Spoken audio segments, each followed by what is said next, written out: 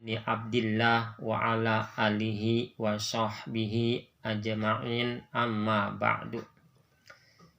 Ikhwan fillah, suatu ketika ada orang Arab Badui yang tawaf mengelilingi Ka'bah hanya membaca ya Karim, ya Karim. Lalu terjadilah kegaduhan di kota Mekah. Dan sahabat pun ada yang berkata, wahai kaum muslimin, di Ka'bah ada aliran sesat. Ada orang Arab Badui tawaf mengelilingi Ka'bah hanya membaca ya Karim, ya Karim. Terdengarlah oleh Rasul. Lalu Rasul pun mengecek ke Ka'bah. Dan ternyata benar ada orang Arab Badui tawaf mengelilingi Ka'bah membaca ya Karim, ya Karim, ya Karim, ya Karim. Lalu Rasul pun mengikutinya di belakangnya. Ya Karim, ya Karim, ya Karim. Ini orang Arab Badui merasa diolok-olok, lalu ia berhenti. Nabi pun berhenti. Dan orang Arab Badui ini tawaf lagi mengelilingi Ka'bah membaca ya Karim, ya Karim, ya Karim, ya Karim. Karena Rasul merasa keasikan, ikutin lagi di belakangnya. Ya Karim, ya Karim, ya Karim. Lalu orang Arab Badui tersebut karena merasa diolok-olok, ia langsung membalikan badannya ke belakang. Lalu Nabi Muhammad Sallallahu Alaihi Wasallam dipiting, dibekap badannya, lalu dibanting. Jadi sampeyan yang udah ngolok-olokku, ngikutinku, awas ya, tak sampaikan kepada kekasihku, kepada nabiku. Nabi di dalam hati penasaran, siapa ini nabinya ya? Wahai mas, emangnya kekasih sampean siapa? Nabi sampean siapa?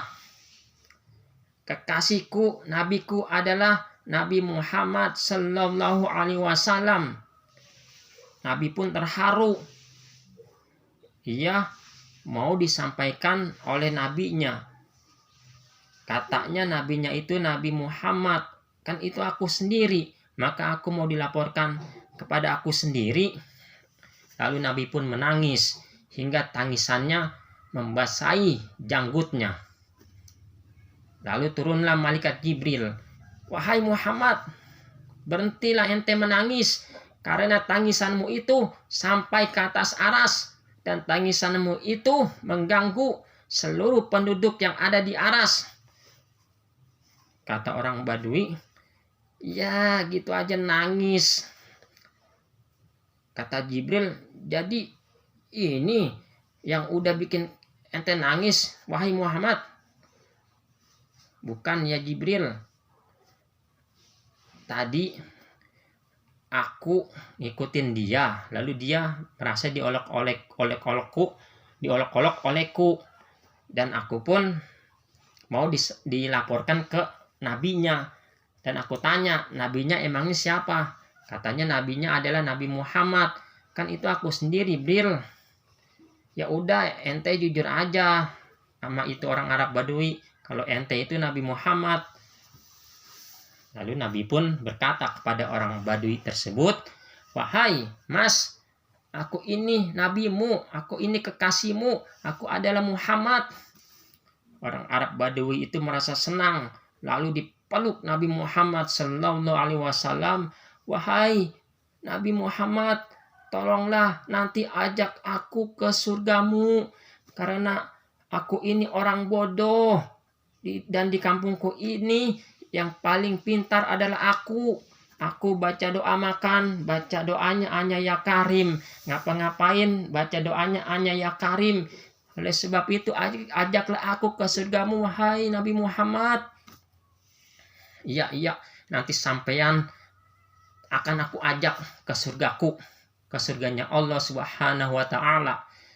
Lalu Allah berfirman kepada malaikat Jibril untuk disampaikan kepada orang Arab Badui itu oleh Nabi Muhammad Sallallahu Alaihi Wasallam.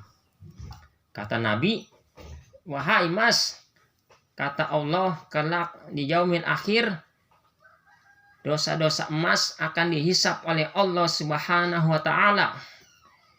Ini orang Arab Badui, responnya kaget enggak, sedih enggak. Apa? Dosa-dosaku akan dihisap oleh Allah Subhanahu wa Ta'ala. Awas kalau dosa-dosaku sampai dihisap oleh Allah, aku pun akan ajak hitung-hitungan sama Allah. Nabi pun heran, ini Allah diajak hitung-hitungan. Lalu Nabi nanya kepada orang Arab Badui itu, wahai Mas, emangnya sampean mau ngajak hitung-hitungan apa sama Allah? Katanya Allah itu kan Maha Pengampun. Masa dosa-dosaku seperti ini aja mau dihisap sama Allah? Jadi untuk apa gelar Maha Pengampun Allah kalau dosa-dosaku seperti ini saja mau dihisap? Lalu Allah pun berfirman lagi pada malaikat Jibril untuk disampaikan ke Nabi Muhammad Sallallahu Alaihi Wasallam dan disampaikan lagi kepada orang Arab Badui tersebut. Lalu Nabi pun berkata kepada orang Arab Badui tersebut, wahai Mas, kata Allah, dosa-dosamu kelak di yaumil akhir tidak akan dihisap oleh Allah, dan kamu dan Mas pun akan masuk ke dalam surganya Allah Subhanahu wa Ta'ala. Begitu senangnya orang Arab Badui tersebut dosa-dosanya, karena dosa-dosanya tidak akan dihisap oleh Allah Subhanahu wa Ta'ala karena ampunannya Allah Subhanahu wa Ta'ala. Hikmah dari cerita ini adalah begitu besarnya ampunan Allah Subhanahu wa Ta'ala, sehingga begitu besarnya dosa-dosa seorang hamba jika dibandingkan dengan kebesaran Maha Pengampunnya Allah, maka tidak akan